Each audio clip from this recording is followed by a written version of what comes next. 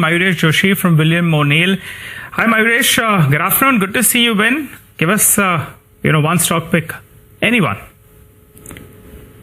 Afternoon, Nigel. So again, I think with the kind of price damage that we've probably seen over the last couple of days, we've obviously downgraded our markets in terms of macro concerns and some micro concerns emanating from earnings as well, along with Hong Kong and China as well. So I think the three major emerging markets outside India have also got downgraded.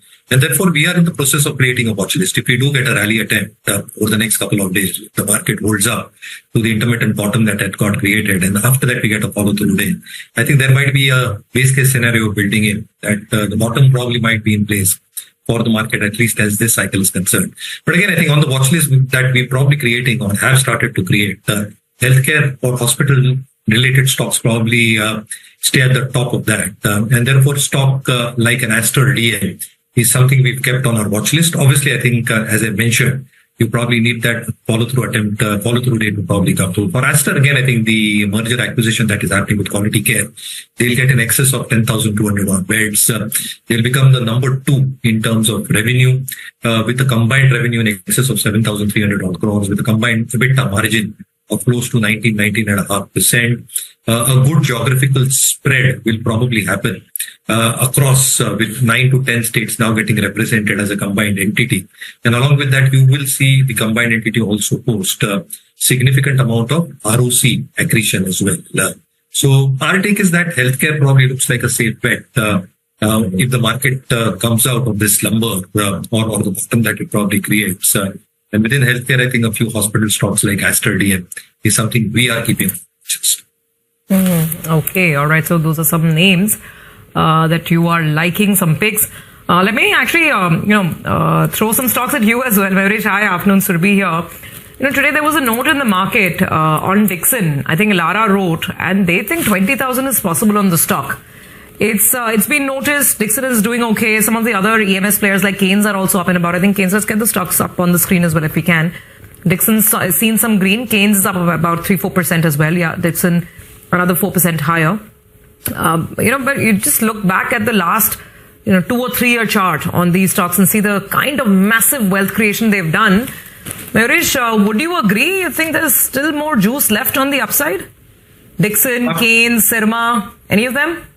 So afternoon, Surbhi, I think I'll add Avalon as well, because Avalon has also been a very, very strong outperformer in this entire EMS space. And obviously, as we see it in MarketSmith India, I think the EPS ratings, RS rating, institution holding, most of the parameters we track at CanSlim, I think are matching for most of these players. So obviously, from an industry construct perspective, the industry is expected to go fourfold from 20 odd billion in the Indian context, almost 70 to 80 billion over the next 5 to 6 years. And there are a lot of opportunities mushrooming and coming up. You've obviously got semiconductors as a space, which might be the biggest space where these guys can deliver.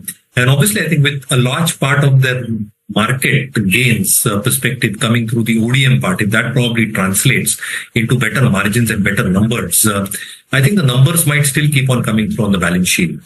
The second aspect obviously is in terms of the industry mix that they've probably got. Obviously, industrials, automation is a large part of their industry mix. Avalon, to a certain extent, is a large part of the industry mix towards clean energy. And therefore, I think these industries will obviously ramp up their capacities to a large extent, which means there will be sufficient amount of order wins and the order books will be sufficient in the next few years for these players to execute. Now, the only two risks that I probably see, Surbhi, is one, if the ODM component does not increase significantly and they still remain on the outsourcing component, the margins remain extremely low. And therefore, to justify such high valuations will then become a little bit of a high ask. The second aspect, obviously, is in terms of the core growth itself. I think if that stagnates for some reason or the other, the premium valuations for which the sector is trading and at which stocks are trading even now will make it a very difficult proposition to justify if earnings don't come through for both these reasons put together as risk factors and valuation still remains sky high. Yeah. As a disclaimer, I think at higher levels we have booked profits out of Dixon and Avalon. Therefore, I think we'll wait for declines onto these stocks, or these stocks creating a good lower base, probably at lower levels, where valuations become a little bit more stable.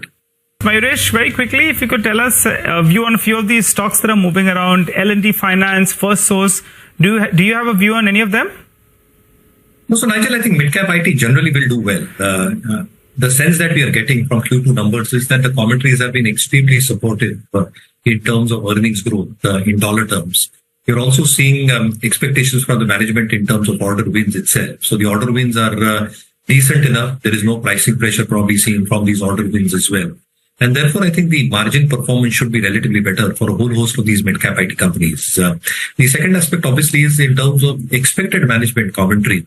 If one really goes by in terms of what is expected out of the US or the large expectations which have been laid out, order wins should be reasonably enough, strong enough going into FY25 as well, with decent margins. And therefore, I think the earnings trajectory and the specific areas that these companies are working in, ER&D, AI, Gen AI, I think a lot more will come through with better orders and better margins, which will probably mean that earnings might just sustain for the premium valuations that these stocks are deriving. So again, I think a large part of the midcap IT has very strong EPS ratings as we see it, a very strong institution holding. Obviously, valuations are a tad bit higher.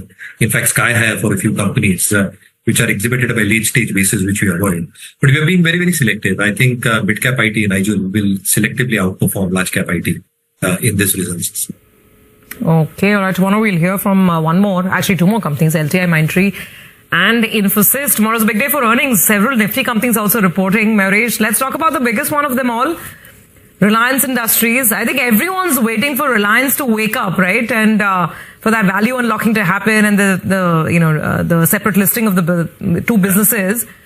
What base case are you going with for the near term, for the numbers and of course the immediate foreseeable future on Reliance?